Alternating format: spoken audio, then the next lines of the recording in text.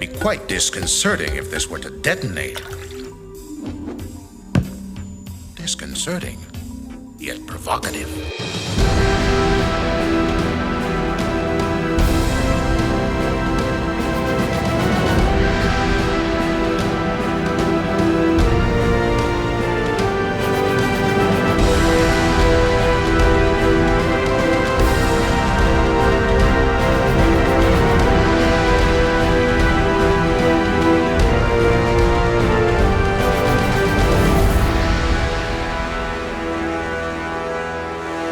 Welcome, Gothamites, to another episode of the Arkham Sessions. My name is Brian Ward. With me, as always, the psychologist to the superheroes, superheroines, and supervillains of Gotham City, and now somewhere in upstate New York, she's Dr. Drea Letamendi. Hello, Drea. Hi, Brian. How are you? I'm doing very well. I'm excited. This is the very first episode with us covering X-Men, the animated series, previously the Star Trek franchise of movies. Wait. Oh, I thought you were saying the X-Men animated series was previously known as Star Trek, the franchise. I want you to continue where we left off with Star Trek by analyzing Xavier and all of his mutie students. What is the connection? Yeah. No. What you're saying is last season we covered Star Trek. This season. We're in seasons? Yeah, this is our season of X-Men. Oh, okay. By the way, I was thinking about whether we've ever covered X-Men before, and we have. We've never covered an X-Men show or film, but we've talked about, if you're counting Scarlet Witch, she's technically from an X-Men. From the universe. So you're correct in that. However, we have specifically spoken about this animated series on 2 panels in the past. That's right. There was a writing for animation panel that included Eric and Julia Lewald, David Wise, talked about Teenage Mutant Ninja Turtles. There were maybe someone else. That was a while back. But then WonderCon, I think it's episode 129 of Is that the one with Chris? Of our... No. Episode 129 of our podcast, we specifically only talk about X-Men the Animated Series with Eric and Julia Lewald. We did a panel with them. Yeah. People can go back and listen to our WonderCon panel. We also did a panel about the personalities of X-Men or something like that with Chris Claremont. And Paul Jenkins. Yeah, we didn't record that one, which is probably for the best. We did record it. We did? We have not released it. We could talk about that off the air. Yeah. Ask us about our panel with Chris Claremont and Paul Jenkins. Paul Jenkins, who was absolutely lovely, by the way. So this is our first real trip into X-Men. I have to ask you, though, about your personal relationship with X-Men. We've heard from the very beginning of this podcast that you, of course, grew up with Batman. Your introduction to Batman really and superheroes was Batman the Animated Series. And I'm curious what your relationship with X-Men was, because you might be surprised to know that this show debuted 1 month after Batman. So it was right there in that peak time for you, right there in your wheelhouse. And we just watched the very first episode of the first season. And I remember seeing that. I've seen that episode a handful of times. I remember the show being on the air. Mm-hmm. It made perfect sense. It's about misfits. It's about people that don't quite fit in. It's about social psychology and culture wars. There's all sorts of we'll get into it, but there's lots of interesting themes here. Yeah. It's so goth, and yet I didn't watch it. I don't know why I didn't get into it as much. I will say that when I was growing up, I read mostly DC comics, but I had a handful of X-Men comics. I knew about the characters. I watched the animated series here and there when the films came out, which I think was early 90s, mid 90s, when the films started to gain, or the films kind of popularized superhero movies. That was also, it was a franchise that I was paying attention to and really cared for. I didn't get this attachment to it. I in reviewing the themes of the show again and looking at it, I think the palette may have been why. I, again, loved comic books, but because it was bright and maybe colorful. this was too much. Yeah. And it's very action packed, and I wasn't an action kid. Yeah. So in a good way, it's action packed. There's lots of from the jump of this first episode, you're in a crisis. Yeah. So there's Like no the delay. very first thing you see is Sabretooth picking up cars and throwing them, and it's literally It's a lot. via a news program. The very first thing you see, Yeah. in this animated series. So there's nothing negative to say, just as far as why I didn't attach to it as much as I attached to other things as a kid. Right. But I am really excited to talk about X-Men in general. Of course, the animated series is very nostalgic for a lot of people. I think it carries that for me. That song, despite the fact that I didn't watch it all the time, that song lives in my brain rent-free. It's in there for life. So what's interesting is I wasn't necessarily going to bring this up, but now I might. That song, which everyone immediately knows, in 2019, a Hungarian television producer sued Fox Kids, Marvel, Shuki Levy, those folks, for their theme song being a little too close to their TV series. And I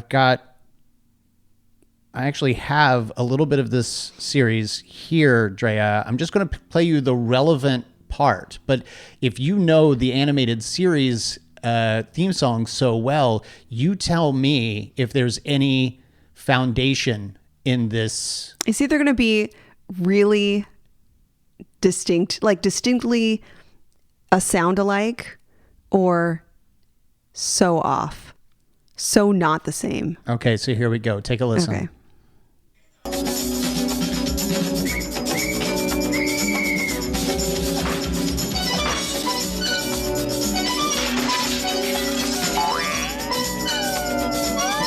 Holy bleep. What are all these other sounds going on? The percussion, there's like animal sounds, there's crashing sounds. This was a Hungarian action adventure show called Lenda from 1984. And that is uncanny, and I'm using that word right. Yeah.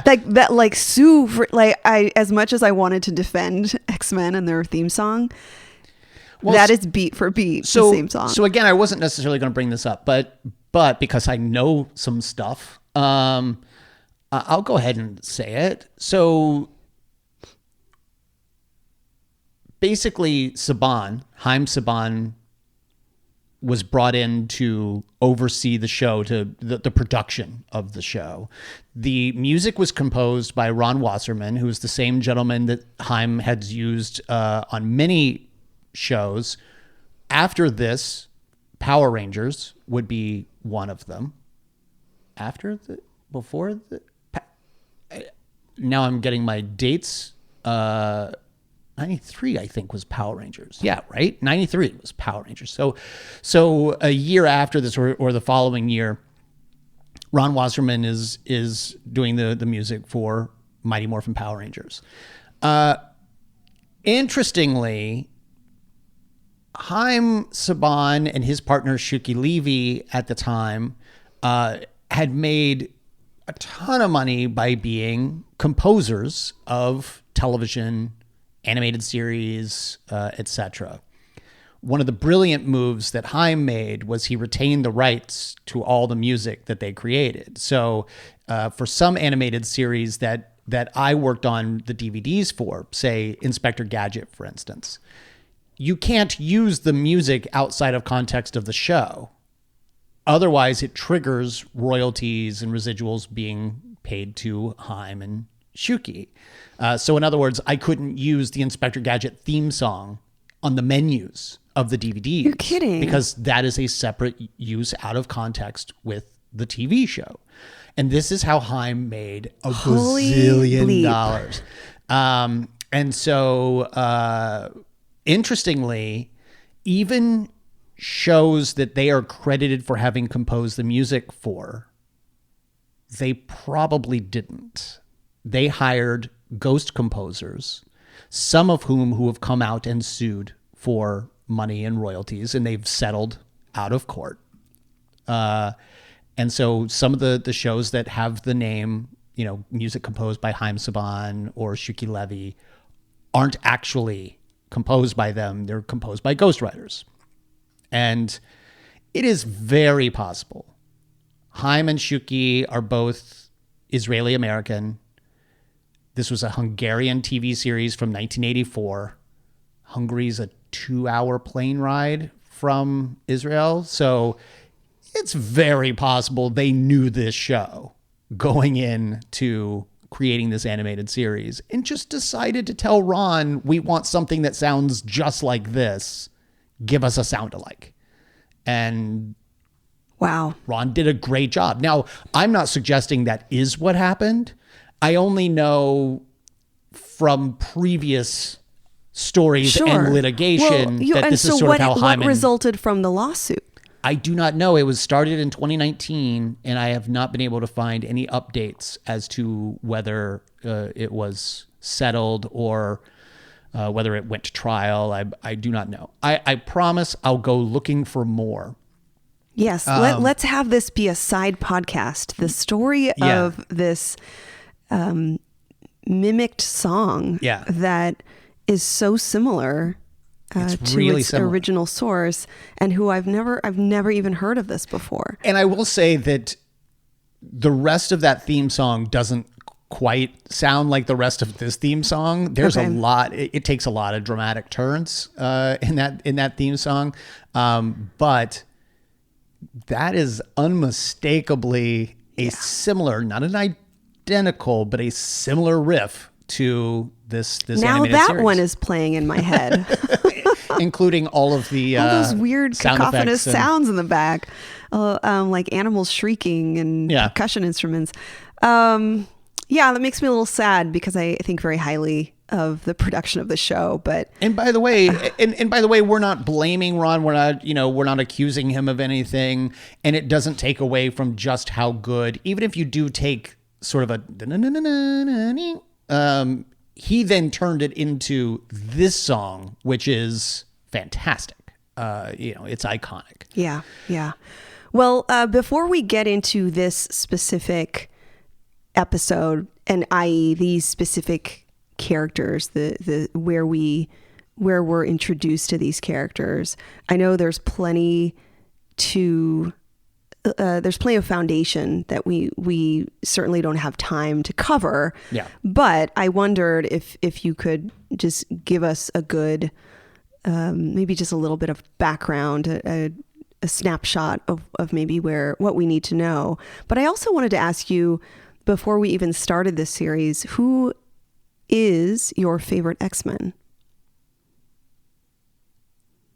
It's like a projective psych test. Don't think too hard. Who is the first X person to come to mind? That's unfair because obviously the first one to come to mind for 90% of people would be Wolverine. But I wouldn't call it. No, I mean, if you said the word X-Men, Wolverine immediately, like, he's synonymous with the term X-Men. Really? That's not the case. But he's not my favorite. Yeah. So who's your favorite? Who do you like the most? Wow. And why? That is a crazy, wild question. I say this because I grew up an X-Men fan the same way you grew up a Batman fan. So before I was even reading Batman comics, I was reading X-Men. My very first issue was X-Men 213. I remember it, and if it were in good condition today, it would be worth a pretty penny. It is not in good condition because I read it over and over and over again. I traced every image of that comic over and over and over again. And wait, was that the big one? And the cover is now which one is stapled back onto the issue. Is that the big one that Len introduces all the new ones? No, this would be the cover is an extreme close up of Wolverine with some of his cowl sort of shredded, and Sabretooth is right up on it, like they're fighting each other. And that was my first issue, as well as Classic X-Men #1. And that's the big one. I bought those together. Now you're thinking of the giant-sized X-Men annual or whatever. It says like giant-sized on top. Not that one. Okay. But yeah, so I bought those 2 issues together when a friend of mine took me to the comic shop for the very first time. And he was like, this is what you want to buy. This is what I'm reading. This is what you want. Get X-Men. Great. Took X-Men home, instantly addicted. It's a very Wolverine-centric issue. But I think my favorite might be Rogue. Really? If I'm honest, might be Rogue. Because of the Southern thing. A good writer will always know just how to give you the sugar and the, right. and the, you know, like that, you know. But I think the thing about Rogue is she's so unassumingly dangerous. She can absorb your powers, and if you're a civilian, your entire just strength, simply by touching you. And in doing so, has acquired powers over her lifetime. So things she was never able to do before. For instance, she acquired Miss Marvel's powers, and now has super strength, the ability to fly. All these powers that we know from Rogue are because she basically took Carol Danvers' powers and has never gotten rid of them. Wow. Like she just has this ability. I mean, they were even sharing a body at one point. It was a whole thing. I'm going to need to think more on this, but it might be Rogue. I think that's excellent. I like the white. I didn't expect you to streak, say the reddish auburn red hair. You know, she's representing. What about you? A cool outfit. You're a Cyclops. You're a Cyclops chick, or a Beast. You're a Beast. Keep guessing. Oh, you're not Sugar? No, I'm kidding. You're not Beast. Am I? If you not really. Like if you love Captain America, if you love those characters, like I would have thought Cyclops. Like he's sort of the paladin of the group. Always does the right thing, sometimes annoyingly so. Yeah. Emotionally and morally intelligent, good leader. Has a healthy relationship going until it's not. Yes, but no. That is not and was not my favorite X-person. Okay. You also guessed Beast, which is a really good.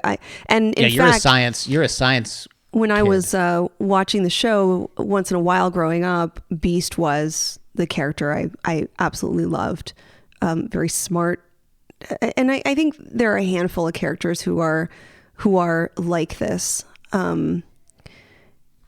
Characters whose mutation is very evident, very outward. We'll talk about some of these themes on the shows. So Beast, for example, because he is big, blue, and furry, you know right away. Yeah, so there's something to say about character. Is seen as a monster, but actually is quite, an intellectual, pro-social, doing the science for good. And but also in a very Spock-like way, will use logic to help determine analytical. Yes, how someone things who's go. more analytical than they are emotional, and will problem solve their way through a conflict. I Yeah. do like that a lot. Okay. My favorite X-Men or X-person is Kurt Wagner, Okay. aka Nightcrawler. You're into Nightcrawler, yeah. Germans. You like Germans. It's kind of what I said before, where you visually see a monster, but this person, in terms of their personality, their internal characteristics, how they care about other people, they're actually quite sensitive. Yeah. And I like that. I also love his power. His ability to bamf. The bamf, the ability to teleport. And what I love most about that is if he wants to bring someone with him, he hugs them. Yeah. And he takes them with him. And I just think There's something to be said about that. Such an endearing power, an endearing way to use your power. Complicates things for Rogue, maybe, but as long as she's covered, she's gloved. She should be okay. Yeah, and I've loved this version in the animated series. I've loved this version in the live action films.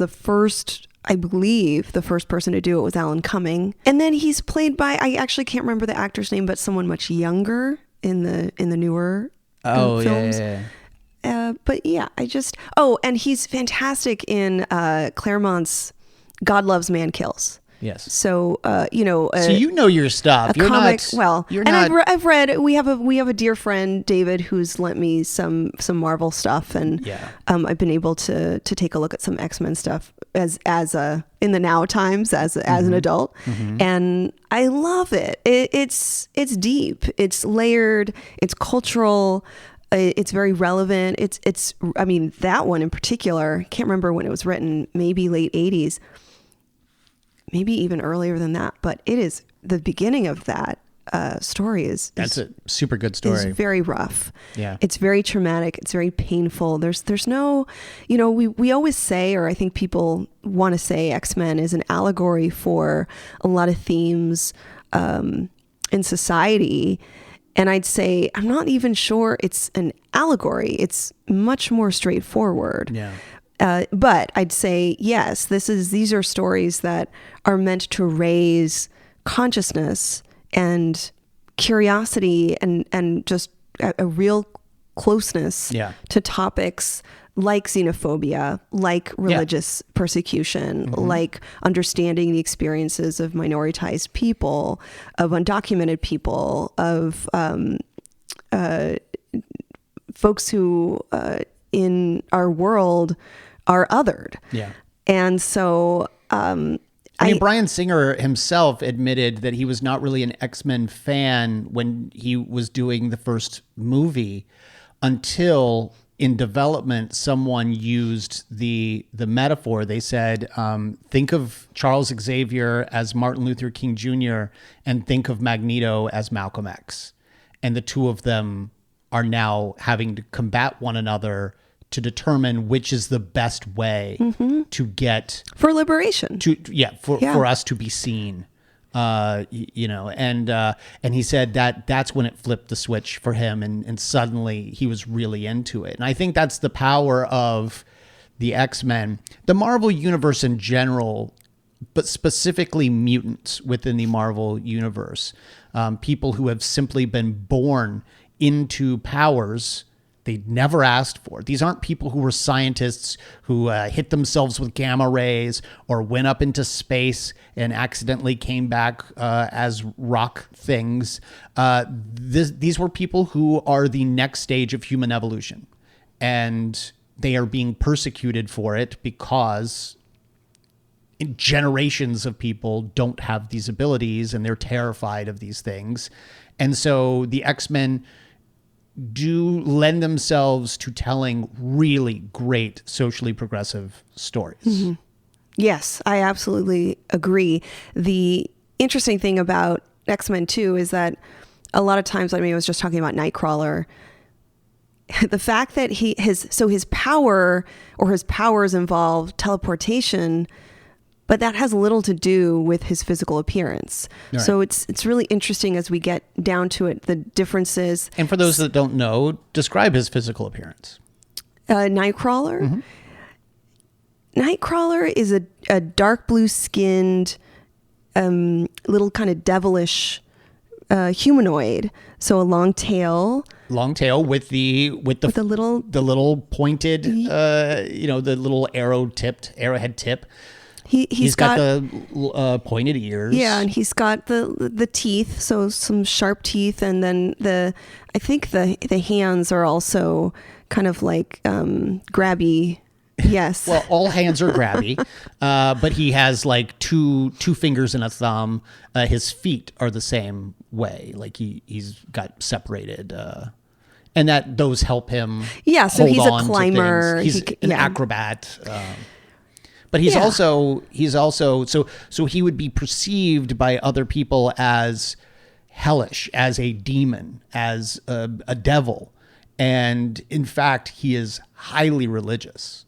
In fact, one might even say it basically his relationship to God and religion and Christianity specifically define him as a character. So it's an interesting dichotomy. Mm-hmm. When you look at societies. I think that's kind of why I like him, because others try to weaponize religion to cast him out and to persecute him. Yeah. But he absorbs and connects to religion because of the values surrounding that practice. Yeah. And so he kind of shows us how that can be done in a very caring, pro-social, compassionate way, and not in a persecutory way, which is how his enemies use religion. And I think that's a theme that we see commonly, whether it's shape-shifting or mere physical feats, strength, super strength. Mm-hmm. So they all have this double-edged sword, brutality on one side, and maybe the ability to rescue other people on the other side. Each of these powers has that polarized sense to them. Are you going to use it to help people and to protect one another? Or are you going to use it to persecute people? Yeah. And yet, I think with X-Men especially, their superpower is also, I don't want to say weakness, because they're not, I don't see them as weaknesses, but their superpower can also be the very thing that people hate about them. That ostracizes them. Right. Yeah. And so you kind of have to, each of these characters has their own individual unique journey. How do I self-actualize? How do I learn to love myself? How do I integrate all these different parts, my abilities, including this mutant ability, mm-hmm. In a complex way, because that's exactly what people identify as what's wrong with me. And that's what Charles Xavier is there for. Like, Charles is the one who finds the mutants, brings them back to his school, and basically fosters them. And really, I'm not 1,000% sure on what his doctorate is. I'm sure he's got one in several areas. But he kind of therapizes these people. You could think of it like a rehab facility where these people are brought in to learn how to control and use their powers for good. And that is in between sessions, one-on-one sessions with Xavier, as he is guiding each and every one of these people. And he has selected members of his team to also be instructors at the school and people who can teach these children, because many of them are children. That is something that I really missed as a youngster, and that makes no sense at all. But watching it now, I realize that a huge part of the storytelling is like the experienced generation. Yeah. Taking the younger generation, the less experienced, under their wing, and not just simply to protect them, but right. to guide them, to instruct them, to teach them, to kind of give them give them psychological safety, physical safety, this place, this refuge that they can go to. And so as I was thinking about this and watching this first episode, I realized mentorship is a big theme, which will come up for us when we talk about the struggles for a lot of young people, maybe not even necessarily young people, but people exploring their identity in this way, having someone who is like you, surrounding the characteristics that you are most confused about. That is super psychologically powerful in these stories and in our stories. Like, we really need to have mentors, people who see us and identify the things that we're struggling with. And so I was thinking to myself, mentorship, ex-mentorship, ex-mentors. And I'm probably not the first person to notice this, but I'm going to be using this term for the rest of the season. Well, and we can talk as the season progresses. It's really more of a comic thing, but we can talk as the season progresses about whether Xavier is raising child soldiers to fight in their war, and how ethical it is for Xavier to have this school in the first place. And is it in any way better, different, or worse than what Batman's doing up at Wayne Manor by recruiting Robins every time one of them graduates or dies? So these are all conversations that we can have.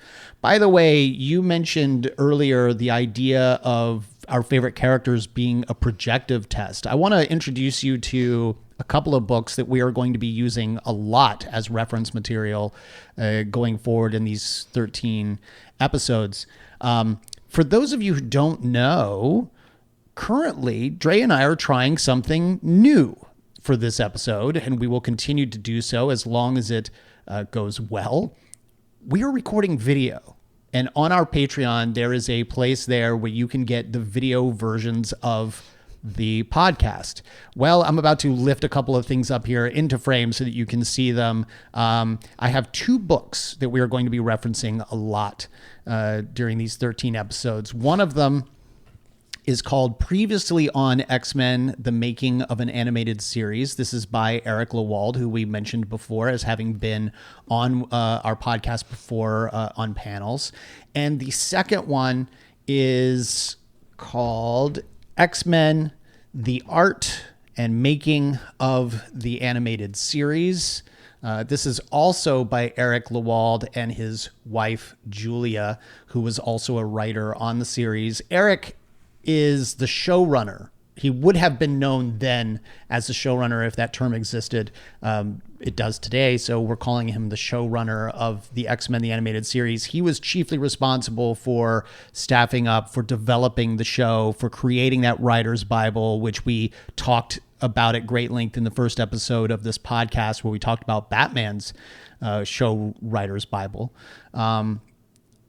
Basically, it was his job to make sure they told 13 great stories in this first season, because they thought it would just be one season. But in this book, Previously on X-Men, he brings up the Pooh sex rule. What?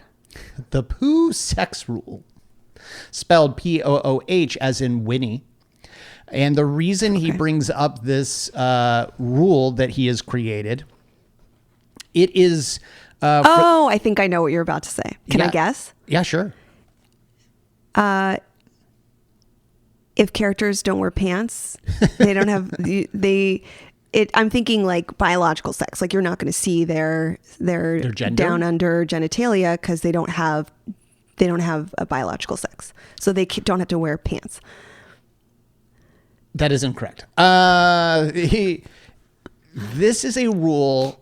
So basically, Eric and Julia spent a lot of their careers writing for animation. And it was Eric's belief that one of the, by far, strongest shows when it related to characters was The Adventures of Winnie the Pooh.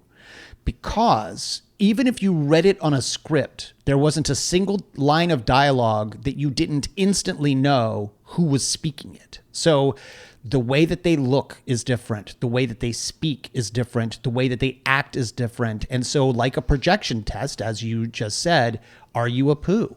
Are you a Ticker? Are you an Eeyore? It was a show that immediately upon look, you would be able to relate to at least one of these characters. One night when he and his wife Julia were watching Sex and the City, they realized it's the exact same way. Are you a whatever? Because I literally don't know any of their names. Right. But are you one of these people? Like, which one are you? Because each one is so distinct that it fits into that category as well.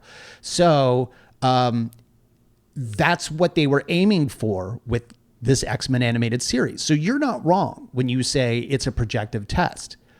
Which one do you identify with? Which one do you love the most? Which one and why is that? Is it because you relate to their experiences? Is it because they just look cool? They have metal claws? Is that why? But in fairness, and I know that Eric and Julia had a lot of comic book related source material to help with storytelling. These aren't characters who are flimsy. Like, they're not just one dimensional. It's not, they're not so predictable that it becomes boring. It's not gimmicky. Yeah. It's much more complex. Their personalities are just fundamentally deep. Yeah. I mean, Wolverine is one of those characters that you would instantly think on the surface is just going to be a rageful killing machine. And Lord knows he has been a rageful killing machine. Right. But he's also the one character that every young girl mutant seems to latch onto as a brother figure or a father figure, etc. And in this regard, I think Kitty Pryde always gets short rift on screen because in the 80s, especially with Claremont's writing, Wolverine and Kitty Pryde really did develop this amazing chemistry as like an older brother, younger sister relationship that is so incredibly powerful. In fact, this show might have been very different if when in 1989 an animated pilot was made and aired called Pride of the X-Men had been successful. It was not successful, and there's a lot of reason for that, but which we can go into perhaps at a later time. Maybe we'll watch it. But it introduced Kitty Pryde as our proxy into the X-Men. Mm-hmm. And then when that episode didn't do well, this episode, Night of the Sentinels Part 1, introduces Jubilee as that character. And Jubilee would go on to have a father-daughter type relationship with Wolverine. He's incredibly compassionate and knows what it means to be going through what these people are going through. And then in the movies, that Kitty Pryde role is given to Rogue, where suddenly she's the young sister to Wolverine. So Wolverine has a reputation for taking youngsters under his wing, whereas if you looked at him, you would immediately be like, that's the one I'm most terrified of because he's just a rage monster. I've always wanted to see Colossus in live action films, and I was very disappointed, not with the visual personification of Colossus in that, I don't know, second Deadpool movie, but just I didn't feel that his personality was really coming through. Oh, that's interesting because that is his personality to some. Like he's super nice. Yeah, but I felt like speaking of Kitty Pryde, maybe just dumbed him down. Glossy, yeah. It just made him just the joke, like not a smart, like just a machine, you know. And he's in X2 very briefly. Oh, is he? Yeah, there's a big buff, dark-haired guy who like comes like when guards are breaking into the mansion, he goes into one of the rooms, and for a brief moment, you can see him transform into the Colossus metallic-bodied character that we know and love. But I don't remember that. I'll have to look it up. It's a very short moment, but he's in there briefly, and then really realized, like you said in the Deadpool movie. But we'll see. This episode has been a lot about just X-Men in general. It's sort of a primer for this show. And I think part of that is because the first episode of the show is so action driven, but there are a couple of really great moments, particularly with Jubilee, that we learn a lot about her. For instance, she is an orphan. She is a foster child. She has two foster parents, a mother who seems to be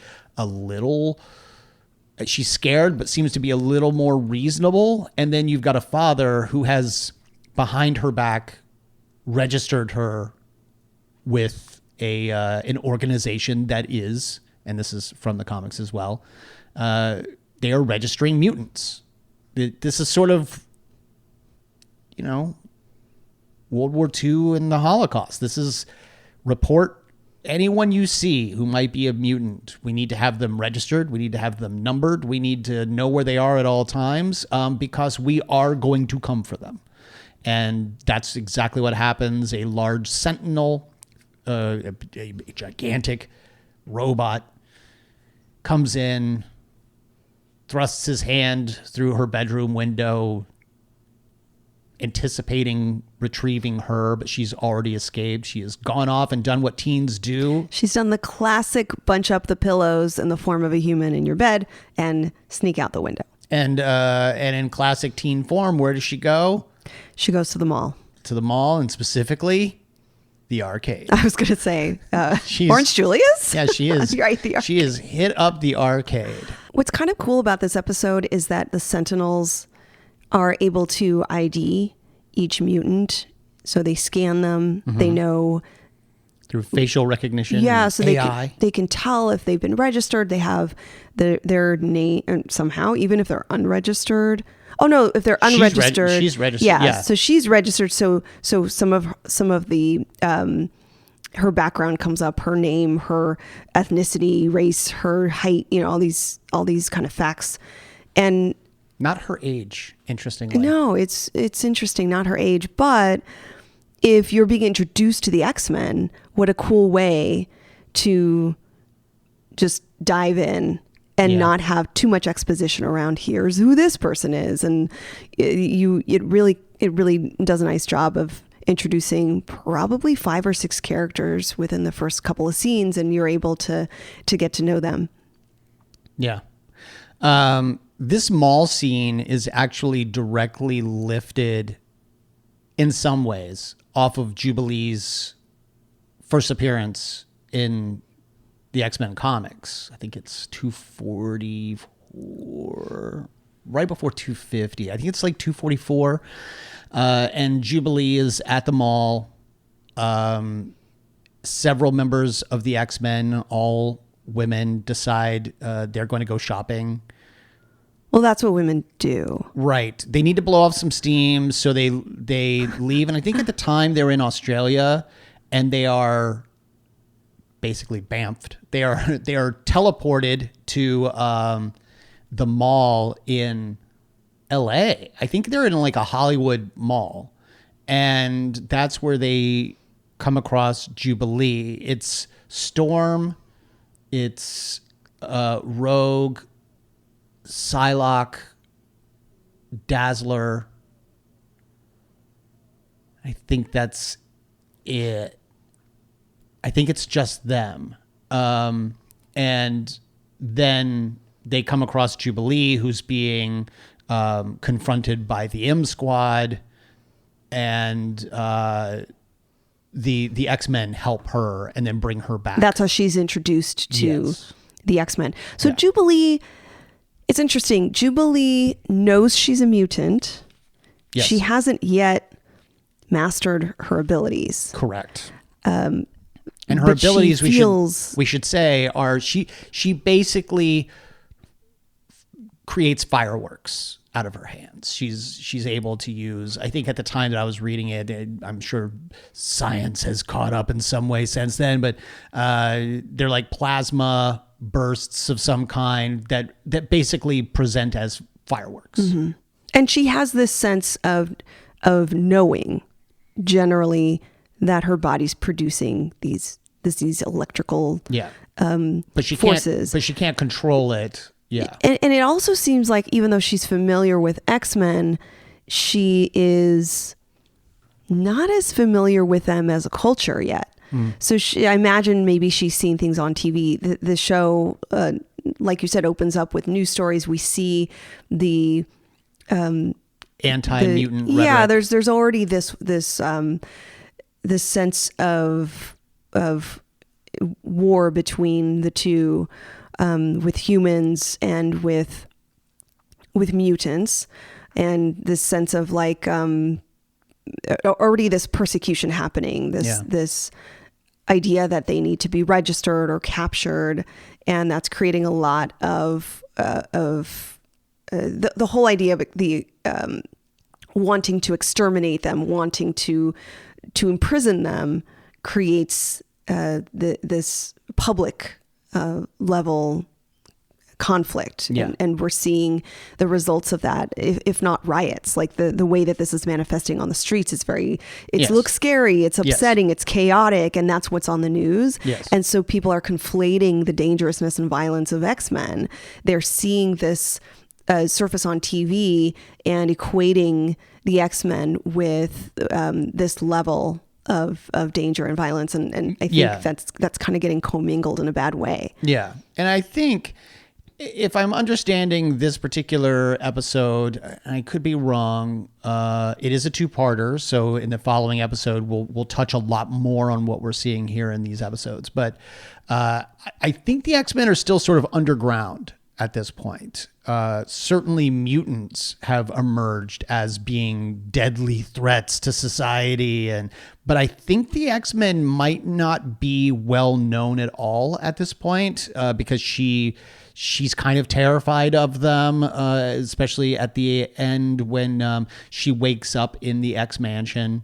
And she flees from them in the mall. She does not want to be a part of X-Men. And I appreciate there's a distinction between X-Men and mutants. And so not all mutants are X-Men. Correct. And so much of that could simply be denial of her own, And that can make a lot of sense given that what Jubilee is seeing in the news and on TV and in society is that being a mutant is a bad thing. Yeah. So there's a lot of internal dissonance there. I know that I'm a mutant. I have these emerging powers. I'm also, Jubilee is a young person, so a teenager coming of age, coming into her own and developing all sorts of feelings about who she is as a person. And then to make things even more complex around identity development, Jubilee is a foster kid. Yeah. So lots of messages and concepts and ideas that she's internalizing around, my parents must love me because they chose me, but also I'm not in this family. I'm again, a part of another group that's taken in by this family. Father has registered her. Mother is doing the best that she can. Mm-hmm. And again, those are parents who, and I think the show does a good job of showing this. Those are parents who are struggling to care for their daughter and to create belongingness and create a sense of family, but they have all these external pressures and they've got a government that is specifically telling them that mutants should be a part, they're cast out, they're part of a specific group in society. So this brings up a lot of themes and ideas. We're not going to get to all of them today, but themes around identity development, specifically themes having to do with being in a blended family, a mixed family, multiculturalism, in-betweenness, belongingness, passing, code switching, masking, all the things I'm doing right now. as I'm talking. Just layers and layers and tons of topics that come up around the experiences of being a kid of a different culture than your society, your family, your community, and wanting to be a part of this is just a natural human want. You want to belong. You want to be a part of. You want to find your people. Jubilee's people are folks who are specifically being persecuted. Yeah. There's this wholesale extermination of that group. Yeah. Wanting to avoid them makes a lot of sense when it comes to survivorship. And we should also bring up the fact that she is Chinese American. She is... You're right. That brings on a whole other layer. Entirely different layer. She's a young person. She is a woman. She is Chinese American. She is a mutant. She dresses weird.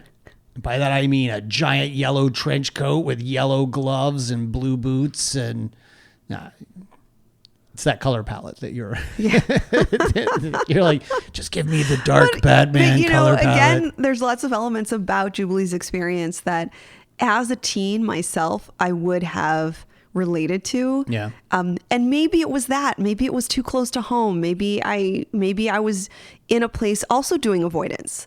I can speak to these matters now because I've done the therapy work. I've done the developmental work. I've thought a lot. We all continue to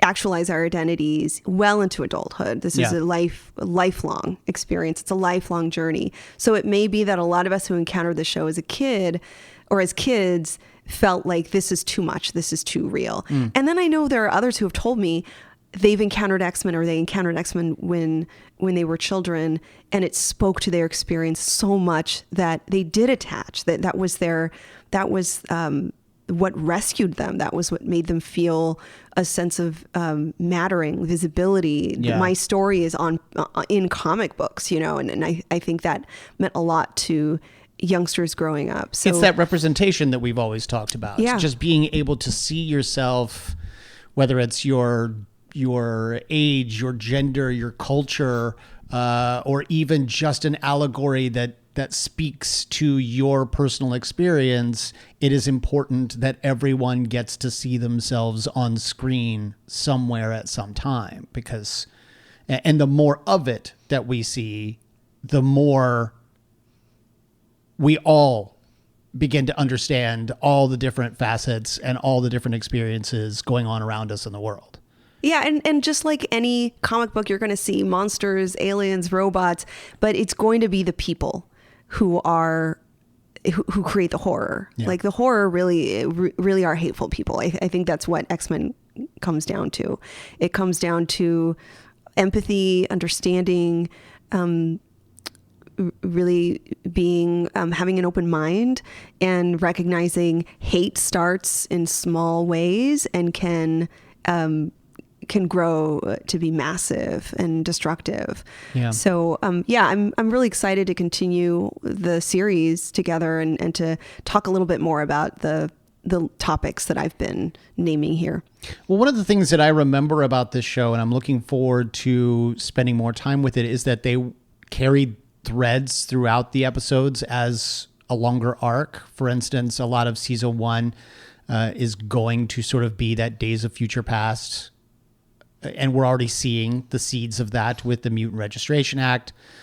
I'm interested to see where this goes. I have not watched this show since it aired, and I remember watching it I was there for every episode.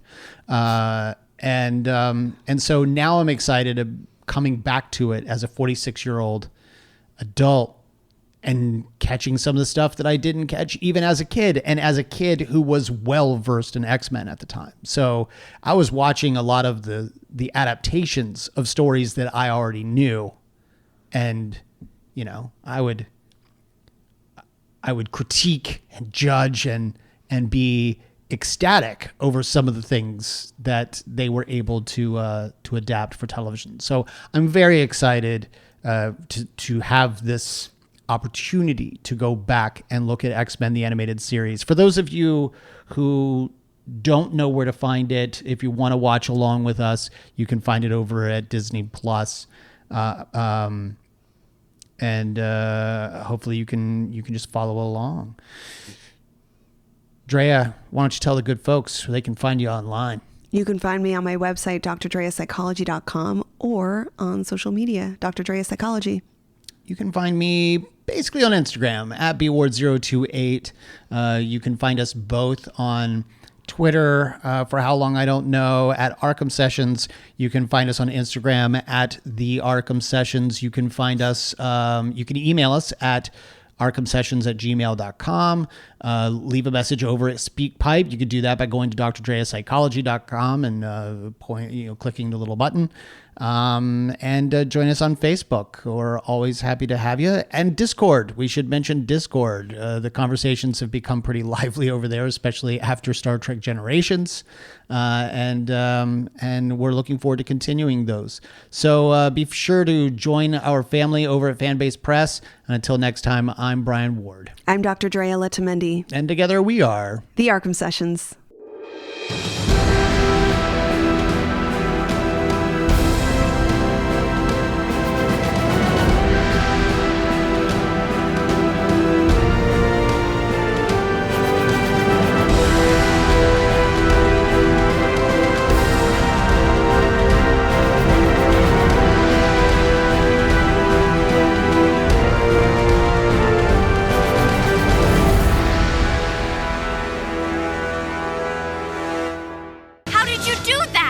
With style, Petit.